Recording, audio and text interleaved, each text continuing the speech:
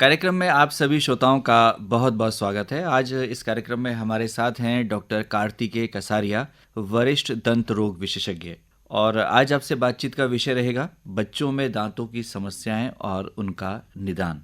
Doctor Kartikeya कसारिया, कार्यक्रम में आपका बहुत बहुत स्वागत है। नमस्कार डॉक्टर कसारिया, सबसे पहले तो हमारे श्रोताओं को ये बताएं कि जो बच्चों के दांत हैं उनको बच्चों के दांत ही कहा जाता है या कुछ और कहा जाता है? बच्चों के दांत को हम आमतौर से दूध के दांत कहते हैं। डेंटिस्ट्री में हम उसको डेसिडुअस डेंटिशन कहते हैं या प्राइमरी डेंटिशन कहते हैं। अब जानना चाहेंगे कि क्या दांतों की जो बनावट है, दांत किस तरह से आते हैं, दांतों का जो स्वास्थ्य है, क्या वो गर्भावस्था से ही तय हो जाता है? बच्चों के जो दांत होते हैं वो प्रेगनेंसी के दौरान ही, गर्भावस्था के समय ही बनना शुरू हो जाते हैं, उनका डेवलपमेंट शुरू हो जाता है और उनका इरप्शन जो है वो 6 से 7 महीने के टाइम से ही शुरू हो जाता है। यानी जो पहला दांत निकलेगा उसमें कम से कम 6 माह लगेंगे। हाँ, करीब करीब 6 से 7 महीने में शुरू हो जाता है और ये आपके 3 से 4 साल तक में आ जाते हैं।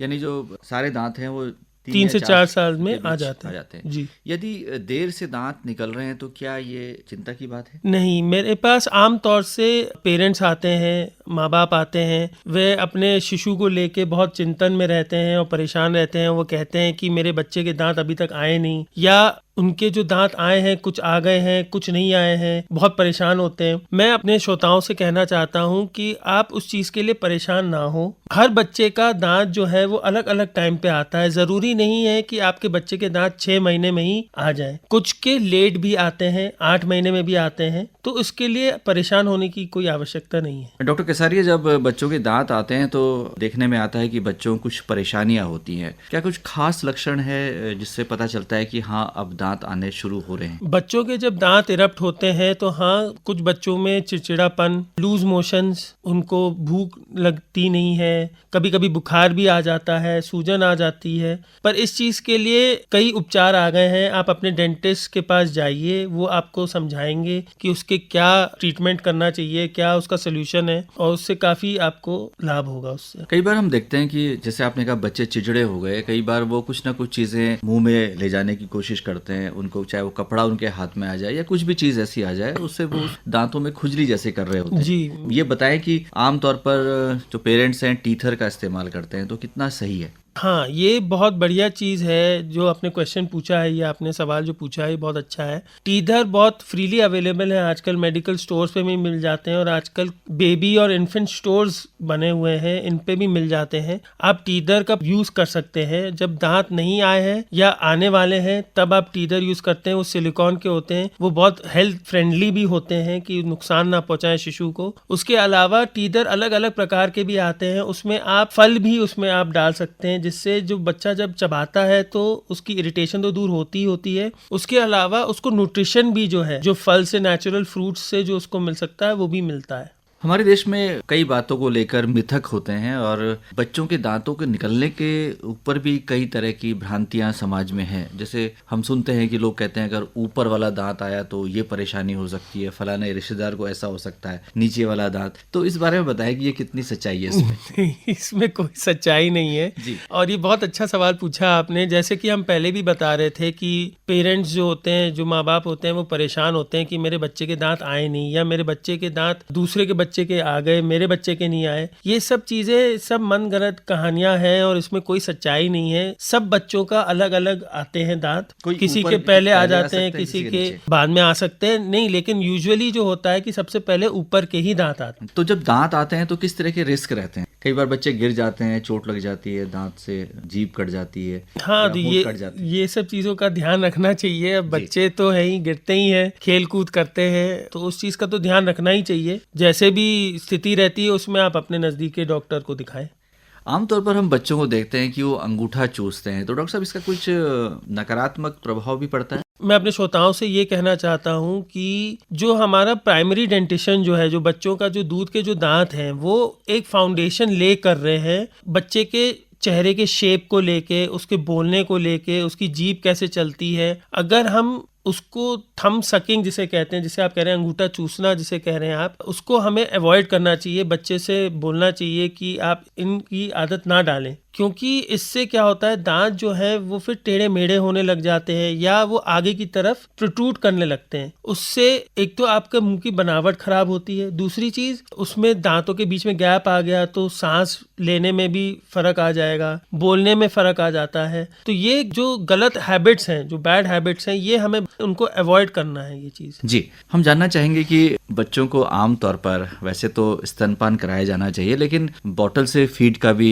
काफी प्रचलन है और ऐसा भी कहा जाता है कि अगर बोतल से आप दूध पिलाते हैं तो दांतों को नुकसान पहुंच सकता है। ये बात कितनी सही है? स्तनपान से अच्छा तो दूध कुछ होता ही नहीं है। It is the best source of nutrition and energy for the child, बच्चों के लिए। उसके अलावा लेकिन अगर बॉटल मिल्क प्रेफर करते हैं तो आजकल बहुत अच्छे ब्रांड्स आने लग गए हैं। उनमें कई फ़ायदे होते हैं, अलग मिनरल्स होते हैं जो आपके शिशु के डेवलपमेंट के लिए, उनके ब्रेन डेवलपमेंट के लिए और मांसपेशियों के डेवलपमेंट के लिए बहुत अच्छा होता है। इसमें नुकसान कोई नहीं है। नुकसान तब होता है अगर हम एक्स्ट्रा शुगर ऐड कर रहे हैं या कुछ शुगरी मीठा दूध बना रहे हैं, तो उससे दिक्कत आती है, क्योंकि उसके बाद जो है आपके दांतों में कीड़े लगने का या केरीज लगने का जो है ज़्यादा चांसेस बढ़ जाते हैं उसमें।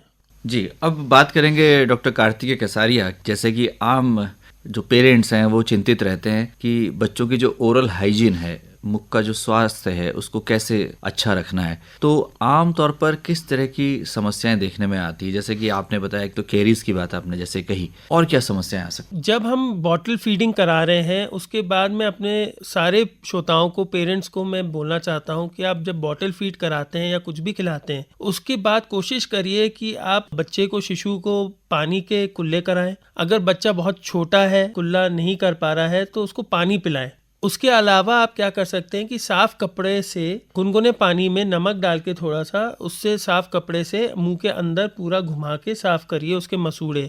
अगर दांत आ गए हैं तो दांतों के ऊपर भी कपड़े को रगड़ सकते हैं और साफ कर सकते हैं। ये तो बेसिक सबसे पहले शुरुआत यही है। क्या बच्चों में भी मसूड़ों की बीमारी होती है? हो सकती है, अगर उस पे प्लाक और कैलकुलस की लेयर जमती है, जो अगर खाना खा रहे हैं, कुछ भी दूध पीते हैं, उसके बाद सफाई नहीं हो रही तो एक लेयर सी जम जाती है। अगर वो हम साफ नहीं करते हैं तो उससे मसूड़े में सूजन आ सकती है। सूजन के बाद अम्ल पैदा हो जाएगा, जो बैक्टीरिया जो होते हैं वो अम्ल पैदा करेंगे, उससे फिर केरीज के होने के चांसेस बढ़ जाते हैं। और केरीज अगर नहीं कंट्रोल की गई तो वो फिर और हार्म करेंगे दांत को, और फिर हमें रूट कनाल तक करना पड़ जाता है बच्चों में। अब बात करते हैं कि बच्चों में जो टूथ डीके है, ये क्या है? टूथ डीके बेसिकली केरीज हो जाती है बच्चों में, जो दांतों में, क्योंकि अगर शुगर कंटेंट बहुत ज़्यादा है या स्टिकी फूड जैसे चीज़ और पिज़्ज़ा, बर्गर्स और फास्ट फूड खाते हैं, उस समय जो होता है केरीज हो जाती है। उससे जो है कीड़े जो लग जाते हैं, उसको हम टूथ डिके कहते हैं। उसको अवॉइड करना चाहिए। अगर टूथ डिके हो भी गया है तो आप इमीडिएटली आप दिखाएं अपने डेंटिस्ट को नज़दीकी, तो वो उसका उपचार करेंगे, उसमें फिलिंग करेंगे। एंड अगर उसमें डिले करते हैं तो फिर डेंटिस्ट को रूट कनाल भी करना पड़ सकता है। बच्चों को चॉकलेट्स बहुत पसंद होती हैं और पेरेंट्स इस बात पे हमेशा रोक लगाते हैं कि नहीं, ज़्यादा नहीं खानी चाहिए। क्यों ज़्यादा चॉकलेट्स नहीं खानी चाहिए? कोई भी चीज़ खाते हैं तो उसका अगर हम एक्स्ट्रा में करते हैं या एक्स्ट्रा अमाउंट्स में करते हैं तो उसका नुकसान है ही, चाहे वो कोई भी चीज़ हो। Chocolates is not good for health because high content of sugar होता है उसमें, और फिर उससे जो है केरीज तो है ही है, पर बाकी शरीर के पार्ट्स में भी फिर वो नुकसान पहुंचाता है। चॉकलेट्स खाने के बाद अगर हम कुल्ला करते हैं या उसके बाद ब्रश करते हैं तो उसके नुकसान कम हो जाते हैं।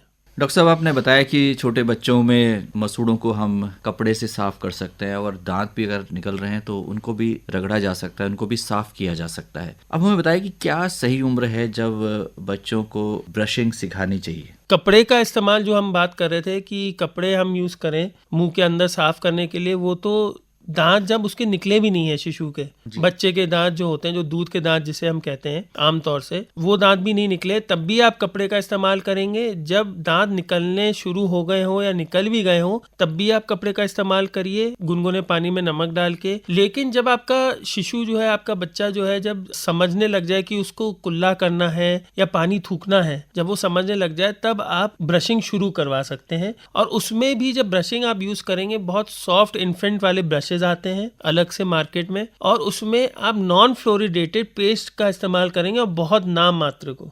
ये आपने बहुत ही अच्छी बात बताई। हम जानना चाहेंगे कि दांतों की उचित देखभाल तो जरूरी है ही, खान पान किस तरह का होना चाहिए कि दांत जो है वो हमारे स्वस्थ रहें, मजबूत रहें। जैसे कि हम बात कर रहे थे कि मैं स्तनपान से अच्छा कोई दूध होता नहीं है, शुरुआत हम उसी से करना चाहिए। जितना आप ये वाला मिल्क फीड करते हैं उतना ही अच्छा है शिशु के लिए। उसके बाद जो है बॉटल फीडिंग कराइए, नॉन शुगरी रखिए, चीनी का इस्तेमाल ना करें। अगर आप गाय का भी दूध देते हैं या अन्य दूध कोई देते हैं तो उसमें चीनी का उपयोग ना करें। और उसके अलावा हेल्दी डाइट रखें, less of sugar, more of fibre, ये हमारा होना चाहिए, एंड लॉट्स ऑफ फ्रूट्स। ये बहुत ही महत्वपूर्ण बात है कि हमारा खान पान किस तरह का होना चाहिए। डॉक्टर साहब, बच्चों में दांतों की समस्या को नजरअंदाज करना कितना भारी पड़ सकता है? जो हमारे बचपन से ही जो दांत जो आते हैं वो एक नींव रख रहे हैं हम उस चीज की, एक फाउंडेशन है जिसपे सब चीज डिपेंड है कि आपका फेशियल प्रोफाइल जो है बच्चे का, मुंह का चेहरा कैसे बनावट आएगी। अगर हम उसी समय उसका ध्यान नहीं रखेंगे दांतों का तो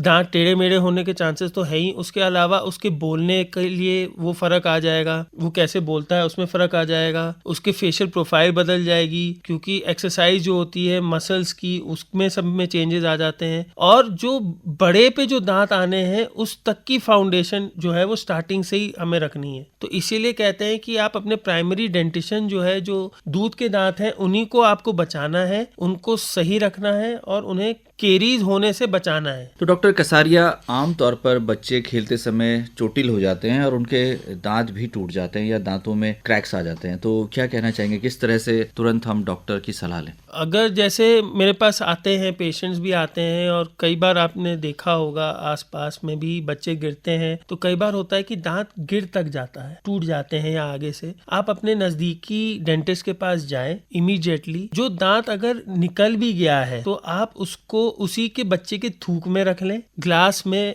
एक ग्लास लें, उसमें बच्चे को कहें कि उसमें थूके और उसी में उस दांत को, पूरे दांत को उसके अंदर रखें और अपने डेंटिस्ट के पास जाएं। और मैं आपसे कहता हूं कि more than 50% of the cases, in fact more than that, दांत जो है वो वापस उसमें इम्प्लांट हो जाता है और वो ठीक हो जाता है। अगर टूट जाता है या कुछ और अन्य समस्या है तो अकॉर्डिंगली वो ट्रीटमेंट करते हैं डेंटिस्ट उसकी। जी। एक चीज़ मैं और अपने श्रोताओं से कहना चाहता हूं कि कई बार होता है कि पेशेंट्स आते हैं, पेरेंट्स आते हैं और वो सोचते हैं कि अपने जनरल चेकअप के लिए आते हैं अपने शिशु को लेके या बच्चों को लेके, और अगर डेंटिस्ट ने कह दिया कि आपके बच्चे की रूट कनाल होगी तो वो घबरा जाते हैं। वो कहते हैं कि रूट कनाल ट्रीटमेंट जो है वो तो बड़ों में होता है, ऐसा नहीं है, वो बच्चों में भी होता है और उसका ट्रीटमेंट हम इसलिए करते हैं रूट कनाल। डेंटिस्ट्री में हम उसको पल्पेक्टमी कहते हैं, लेकिन आम जनता में हम वही आरसीटी या रूट कनाल कहते हैं। तो उसको हम इसलिए करते हैं जिससे इन्फेक्शन जो है उसके परमानेंट डेंटिशन में ना जाए, क्योंकि अगर वो परमानेंट डेंटिशन तक या उसके असली दांतों में चला गया, उसके परमानेंट दांतों में पहुंच गया इन्फेक्शन, तो उसके दांत तो खराब होंगे ही होंगे, वहाँ हड्डी भी गल सकती है, दांत हो सकता है ठीक से इरप्ट ना हो, ठीक से निकले ना, और उसके बाद फिर वही अलग समस्याएं आ जाएंगी कि उसके स्पीच में, उसके बोलने में और उसके खान पान में फ़र्क आ जाएगा। तो ये बहुत ज़रूरी है कि बच्चों को ये सब चीज़ें सिखाई जाएं, खास तौर से ब्रशिंग टेक्निक और कितनी बार वो ब्रश करें, ये सिखाना ज़रूरी है ताकि उनकी आदत में शुमार हो जाए। हाँ, तो वही है कि 2 बार ब्रश करें, सुबह शाम ब्रश करें। अकॉर्डिंग टू एज आप टूथपेस्ट लें। आप अपने डेंटिस्ट से, मैं फिर यही कहूँगा, आप अपने डेंटिस्ट के पास जाएं, रेगुलर चेकअप्स कराएं, उनसे पूछें कि हमें किस टाइप का पेस्ट यूज़ करना चाहिए, किस टाइप का ब्रश यूज़ करना चाहिए, क्योंकि बच्चों में हम फ्लोरिडेटेड पेस्ट को अवॉइड करते हैं, क्योंकि बच्चे जो है अक्सर आपने देखा होगा कि वो पानी को पी जाते हैं, निगल जाते हैं, तो उसके नुकसान भी हैं। तो आप फ्लोरिडेटेड पेस्ट को ना यूज़ करें, उसको अवॉइड करें। एक एज के बाद जब समझदार हो जाते हैं बच्चे तो उस समय आप फ्लोरिडेटेड पेस्ट का इस्तेमाल करें। आमतौर पर डॉक्टर साहब देखने में आता है कि बच्चों के दांत टेढ़े मेढ़े हो जाते हैं, तो इनका क्या इलाज है और किस उम्र तक किया जा सकता है? 13 से 14 साल के बाद जो है हम ब्रेसेस का इलाज करना शुरू करते हैं, जिसमें दांत जो टेढ़े मेढ़े हो चुके हैं उसका उपचार किया जा सकता है उसमें। तो 13 से 14 साल के बाद हम ब्रेसेस का ट्रीटमेंट शुरू कर सकते हैं। तो डॉक्टर कार्तिकेय कसारिया, आज आप इस कार्यक्रम में आए और आपने बहुत ही महत्वपूर्ण जानकारी हमारे श्रोताओं के साथ साझा की कि बच्चों में जो दांतों की समस्याएं हैं वो कौन कौन सी हैं और किस तरह से उनका निदान संभव है। स्टूडियोज में आने के लिए आपका बहुत बहुत आभार, बहुत बहुत धन्यवाद। बहुत बहुत धन्यवाद।